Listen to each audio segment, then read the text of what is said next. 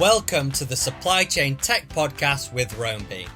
Scott Mears here, Global Field Marketing Manager at Roamby and one of the hosts of the Supply Chain Tech Podcast. We thank you for joining us today. In this episode, we speak with Chris Moose. Chris is the Blockchain and Web3 Executive at IBM. As more and more companies embark on their digitalisation journey, the security risks increase. We discuss where we should be investing our time and money and how we remain compliant with the increased adoption of technology and software. We also define blockchain and discuss how together with real-time sensing, it can help us decrease and overcome these security risks.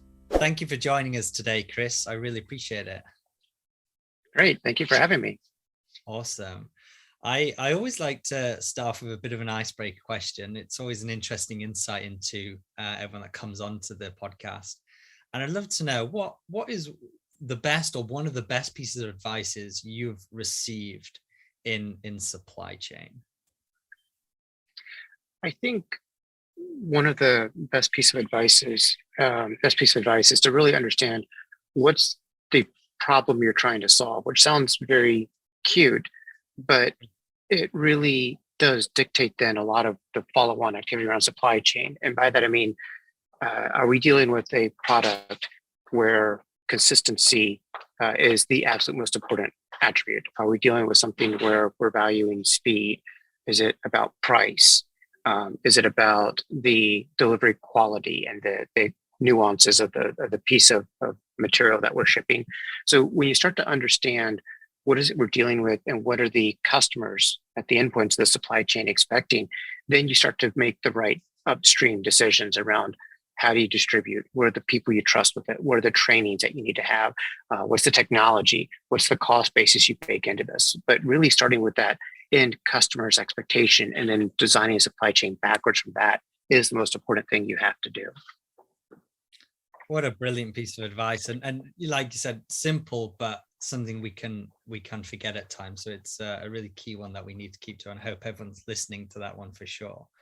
I want to dive into it. We're going to be talking about security in this, and very much what we're going to focus in on is blockchain is going to be a big element of what we discuss. So before we get into all the questions, I really want to define blockchain because that is a bit of a buzzword and it's brought up a lot in events and people talk about it. But a lot of the time when I get into a conversation with people about it, they actually have very limited knowledge on what it is. So I would like to, just before we get on really into the meat of the interview, what is blockchain and what is it trying to achieve in simple terms? So at its most basic element, what blockchain solves is a problem of trust. And you can also set it up in a way that enables transparency. And so what does that mean? A lot of times trust requires both parties to agree on some fact. And a lot of times that fact might be arbitrated by a third party, or maybe those two entities know each other, they already have a relationship and they'll trust each other and they can come to agreement. But that's historically been very difficult. It's a tax on society in general, whether you look at it from a business perspective, whether you look at it from a relationship perspective of should I go talk to this person? Should I go on a date with this person? All of it comes down to establishing trust. And somehow you have to have a mechanism of creating that. And in the societal sense, maybe it's a third party says, you two should go meet. Maybe it's a technology where some kind of a networking application says, you two should go meet. If you look at it through a business transaction, it's maybe a third party says, these are trusted vendors that you should engage with. You can trust that they're going to do something. That whole notion of how do you establish trust and prove who someone is, can they do what they say they can do? That's a really long-standing, challenging problem. We have a lot of proxies for it, but what we're now seeing is blockchain is a way of establishing and solving that trust problem, but doing it in a way that doesn't require a centralized authority. It doesn't require that trusted third party to say, you should go meet. It doesn't require that trusted company that says, I can attest that this company will do X, Y, and Z. blockchain gives you ability to go back and establish trust by looking at someone's history of activity and being able to independently prove that they're doing what they say they're doing. I like that. That's not an explanation I've heard before. It's much more clear, and it's in much more simple way where I can digest it. It's allowing us to have something that we agree, allows us to trust one another. It's very much allowing us to build that trust from the evidence. So that's really interesting to know. And I'm sure from a lot of people watching this, that's going to be quite a new way of looking at blockchain as a whole. And it's going to come up. Well, and if we double click on that for 1 second, because this also starts, it's a little bit of the question of, well, why should I use a blockchain? Should I use a blockchain? And the answer is sometimes yes, and sometimes no. And let's talk about the no side of that. There could be a lot of instances in life where the best way to establish trust, either because of how it's historically been done, or the cost involved, or just the societal norms around it, sometimes the best way of establishing trust is to go to a third party and to rely upon them. And there's downsides to that. That means that you have to trust the third party has to continue to provide that service, et cetera, et cetera. So there's downsides to it, but there's times when that makes a lot of sense. You could think about certain institutions. The government's a little polarizing, but the government is a third party that people tend to trust. The blockchain is not going to come replace the services the government provides around police protection, laws, et cetera. There are other things, though, that a blockchain could be a very good alternative for. There's things that today people are forced to trust that they maybe don't like to, and they're maybe forced to pay fees that are a little bit outlandish because that entity has established themselves as the only arbiter of that piece of information. A lot of clearinghouses around data really fit into that. If I wanted to go look up some piece of information about you and independently verify some facts about you, there's only a handful of places that I could really go to establish that trust, and they might charge for that. And is that something that could be abstracted away from that centralized gatekeeper of that piece of information and instead put onto a blockchain where it can be independently verified and you can provide that service of establishing trust at a much lower price point? No, I appreciate you adding that on. It gives us, again, a further insight into really where this can and can't be, as a way you should be thinking about using it. And I know we're going to get into, through this questioning, where blockchain, where it is going to support, and where it maybe there's other parts of challenges where maybe it's not right for this. And I want us to highlight first is, what do you feel are some of the biggest security concerns in supply chain today? I think provenance is a big concern. And I think as we come out of COVID, this notion about understanding where something came from and the journey of its manufacturing and then ultimately delivery is becoming increasingly important. We've seen some really interesting examples in different nations where they thought they had an incredibly diverse supply chain around a essential medical product, for example. And then when all of a sudden certain nations had COVID restrictions and they closed ports or they closed manufacturing, what looked like a very diverse set of suppliers ultimately all dried up at the same time. You might say, well, if I've got such diversity of suppliers, why'd they all dry up? Well, no one realized that the root of all these endpoints was actually highly concentrated and was not literally as diverse. And those are information problems that are very challenging for supply chains today to resolve. And I think it's one of the key things that we've got to get much more sophisticated around, is understanding what are those risks, what's the provenance, and what's the reliability about our supply chains. And taking that, that challenge right there, do you feel as an industry we're focusing our expertise and spend accordingly to defend ourselves against these challenges, the challenge that you mentioned there and the future challenges coming when it comes to security? I don't think historically we have. I do believe that's changing. But let's talk about historically where we were. Um, Supply chains have been pushed to, in most cases, where someone has a core competency around manufacturing.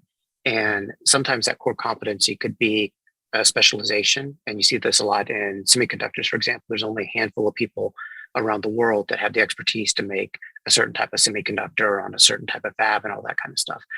So you can have specialization and localization in certain regions due to expertise. In other cases, you're seeing it due to cost. So there's a lot of regions around the world where manufacturing costs, the labor costs, access to energy, et cetera, are at a price point that other regions can't match. And so that then attracts manufacturing and the beginnings of supply chains to certain regions around the world. And so we historically were really optimizing on kind of that expertise or cost, or maybe a few other things that we could pick up. But let's just kind of boil it down to that so we can move on to the question. What I think we're now seeing is a realization that you can't just focus on that, because if you have some kind of a fundamental disruption and you've overly centralized on some key competency that a certain region or a certain company might have, that creates risk as you try to take that product and then expand it around the world. And so now what you're seeing a lot of governments enforce, and you're also seeing a lot of supply chain expertise experts ask is, how do I value and drive the market to price in resilience? Because resilience is kind of one of those externalities that generally doesn't get priced into a supply chain. You generally, when you're trying to optimize on those core competencies, resiliency is something that you generally don't value nearly as much as you do the others. So if the market isn't going to innately value it, how do you over-index and reward resiliency and reliability in our supply chains? Because it's not something that the normal construct is going to prioritize. And with that lack of prioritization, what do you feel drives this prioritization of defending ourselves and setting up companies in a way where they can defend themselves against these challenges? I think it's going to take some very strong leadership from supply chain executives and from governments. And so let's talk about the supply chain leaders, for example.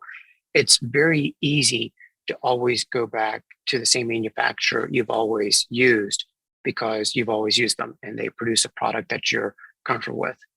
To actually stand up and invest the time to have a relationship with a secondary supplier, or to help someone get off the ground, to maybe even co-invest and through financial arrangements, incentivize someone else to enter into a market, that's hard. That takes real leadership.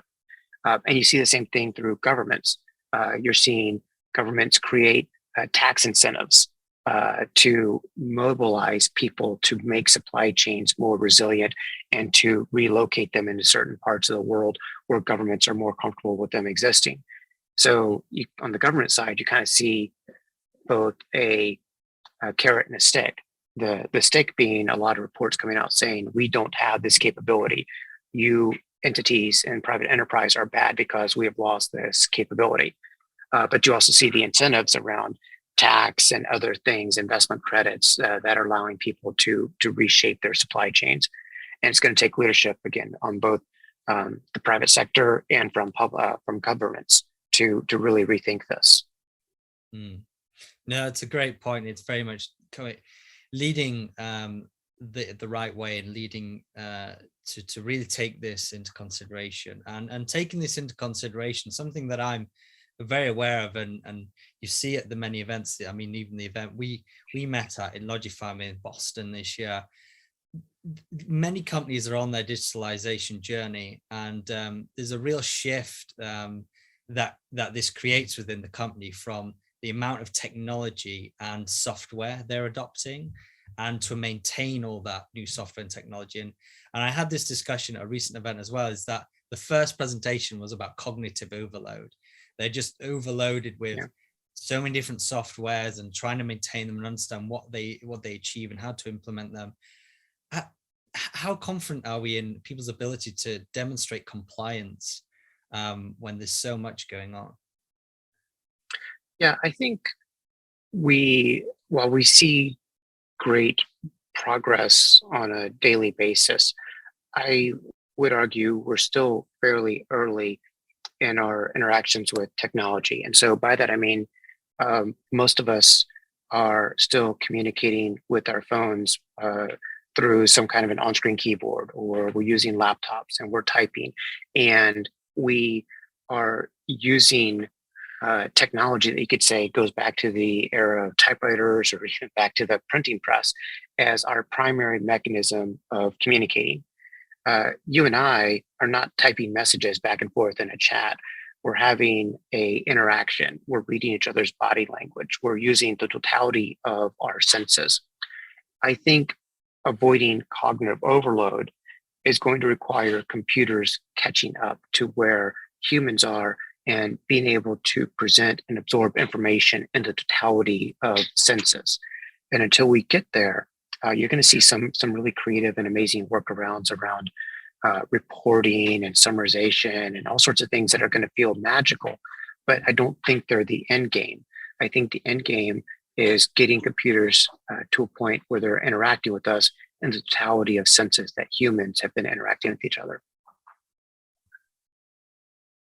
It's an interesting take and insight on this, and it's definitely something very I'm very aware of as I speak to more and more companies within pharma, and I really want to now get into understanding how we can overcome some of these security challenges, and especially blockchain.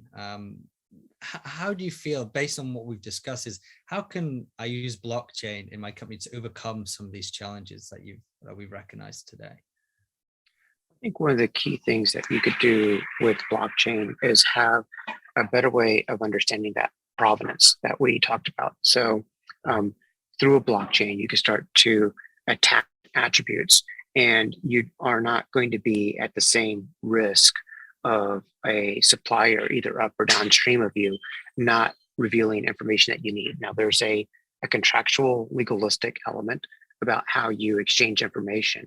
But when you start to put information onto a blockchain and you start to grant rights about how people can look at it, you begin to take away your reliance on that third party to either maintain information, to maintain access to a system, sometimes their ability to revoke information. That provenance and then that ability to have objectively verifiable facts is very important. Another thing about blockchains that is really interesting, we haven't talked about so far, is you can use them to create self-sustaining economies. And so what do I mean by that? Right now, if you were to need a piece of information from a vendor so you could operate your supply chain, you are imposing a cost on that vendor. They probably look at your requests about the shipment, about all these other things as a cost that they have to bake into their IT systems. And they probably also view that as a lookup feature that they somehow want to limit. So maybe they got some reasonable usage clauses, or they don't want you to download gig and terabytes of information because that's expensive to them and it's an unbounded cost for them. Sometimes you'll see people do chargeback mechanisms and all sorts of stuff, but that gets really messy really fast. When you take information and you put it in a blockchain, you can create an economic model wherein people are incentivized to maintain that blockchain. And through accessing the blockchain, you can then reward the people that are maintaining it. And that's a really powerful concept, that if you can create this kind of self-funding, self-adjusting mechanism of sharing information, then suddenly you take what are, in effect, kind of a tax, a hard to predict tax on enterprises, and you can put it outside the enterprise, and you can more fairly allocate the fees associated with accessing information. And you can also incentivize people to participate. If you have some type of information that is being accessed extensively and people are paying information for it, and your response times are getting slower or it's harder to maintain, other parties could see that that information is very valuable and very interesting, and can then start to supply their infrastructure to maintain that blockchain because they want some of the rewards that people are paying for accessing that information. And so you create this kind of supply and demand balance around IT infrastructure, and it doesn't have to live within the four walls of a single enterprise. It's now a market feature. And that's a really interesting way of creating a much more sustainable economic proposition around supply chain data and supply chain information and exchange. And I'd love you to add to this because I'm loving this answer, and I'd love to go even a bit further with real-time sensing capability out there. How do you feel this supports what you're discussing here with blockchain? I think it absolutely does, and I think the interesting about real-time sensor capture is some of it may never be utilized and some of it's going to be absolutely essential. And it's probably very hard to know at the moment of collection in which category that falls. And what you can do through blockchain technology is you can create a model whereby all the information is captured, but then you monetize certain elements of it. And as people require more and more access to it, then people pay more and more.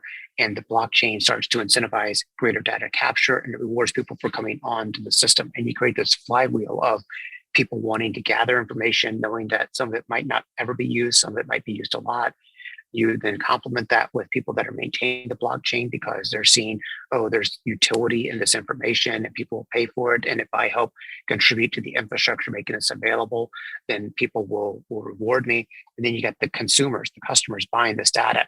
So now you got this flywheel between incentivizing capture, incentivizing system maintenance, and then people consuming it. And that just continues to accelerate, bringing on more people to capture, more people to maintain, more people to buy the data because it's becoming richer and richer. So am I right in saying you're saying here that where blockchain is allowing us to put a real value to the data we're capturing and almost a currency to the data we're capturing, so we can really value which data is being is most valuable to us based on what we're using and what's been most impactful? Is that what you're saying here? We're putting a currency to it and value to the data we're...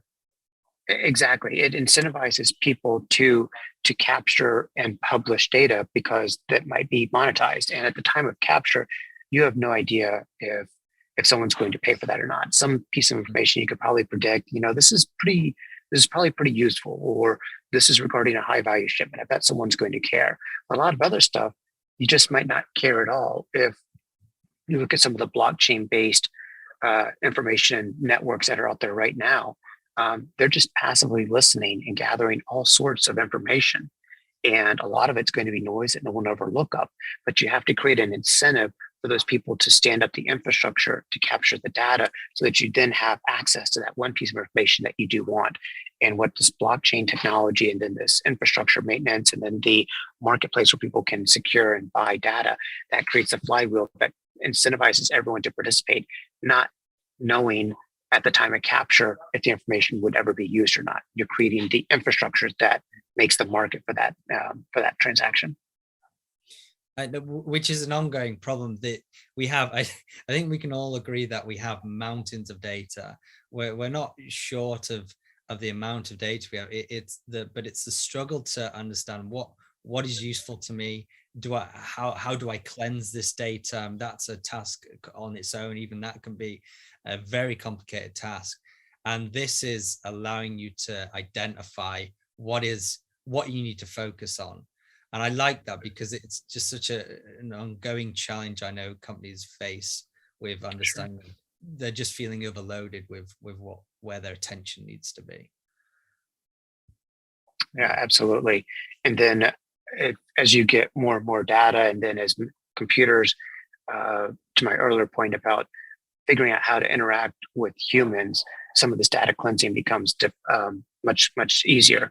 There's a kind of another way of phrasing my earlier point, which is we're still in the era of humans needing to adjust their style to interact with computers, whether it's data cleansing, like you just brought up, whether it's inputting and interacting with data through keyboards and monitors and mice, like I talked about, and just that very limited totality of senses that we're using today.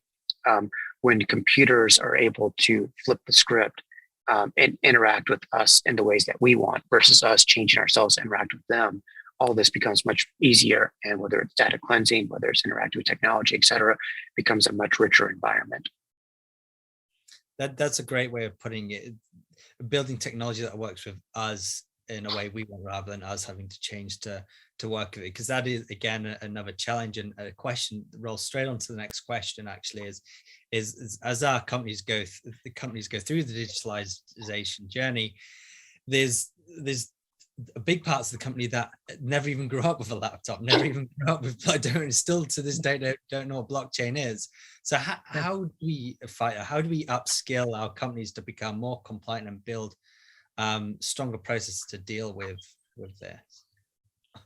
I think part of it is blockchain should become one of those words that's never uttered, because it's not a application. It's a technology. It's a protocol. It's sort of similar to back when the internet first took off, to going into a senior executive's office and saying, we really need to kind of get behind this HTTP thing.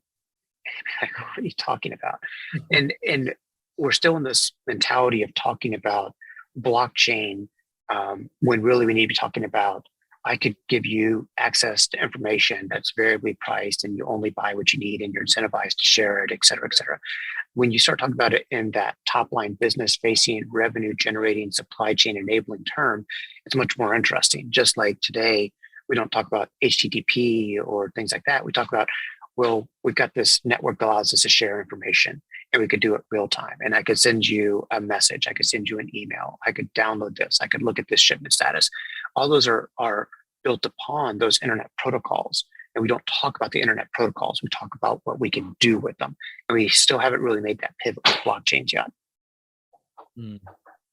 That's really good to hear your insight on this. And I want to finish off one final question. We've spoken very much about internally in the company how we can evolve, but I want to think about the customer for a moment here. And I mean, fraud is a huge challenge and something that visibility companies are trying to understand how they can help with this, from having specific tags and numbers to the specific items. But how do you feel blockchain can help with overcoming this sort of problem for our customers?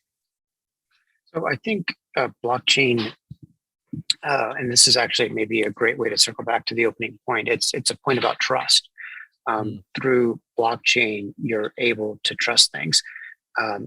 A serialized number on a product isn't something overly trustworthy. It's a deterrent against fraud, but it doesn't really solve a whole lot. And as we see fraud move from petty criminals into more even state-sponsored stuff, and a lot of the information Interpol has been producing in various industries, such as pharmaceuticals and others, is really showing that a lot of the really sophisticated fraud is state-sponsored activity. And I would invite your listeners to go out and look at that, because it's absolutely shocking and fascinating what criminal enterprises and actors are doing. Blockchains give us an ability to have a much more sophisticated understanding of what is this product, what is its provenance, who's touched it, does all this seem believable? Now, is blockchain going to eliminate all fraud? No. I don't think anyone should ever promise they'll eliminate all fraud, because the criminal element is so sophisticated. But I do think it can allow us to have a much higher confidence level on a product we're interacting with, a transaction that's taking place, the likelihood that we're going to get paid. All those increase when you can have that information liquidity and transparency that a blockchain can provide. I feel that's a great end, and I absolutely understand blockchain to a different level now, understanding where it plays a part and what it can really support with. And I know that people watching this, listening to this, will have been waiting to just understand really what is blockchain all about. And And I feel this is going to give them a real depth understanding on where we can use this and where it can really build towards in our companies in the future as well. So thank you very much, Chris. I appreciate you coming onto the episode, and I'll just say, do a final little wave to the camera. You just throw your hand up, and there we go, a little wave. Absolutely. Social media guys love that. Thank you very much, Chris. I appreciate you. Thank you for hosting me and hearing my thoughts. Speak to you again. Thank you. Bye-bye. Bye. Hi, my name is Scott Mears, and I'm one of the hosts of the Supply Chain Tech podcast with Roamby. On this podcast, we talk to supply chain heroes from around the world about everything, ranging from the disruptions related to supply chains, their personal experiences with tracking technologies, strategies to build resilience, and much, much more. We already have some recommended videos for you to the side of me, and if any of this sounds interesting to you, do subscribe to our YouTube channel and hit the bell icon so you don't miss another Roamby video. I'll see you next time.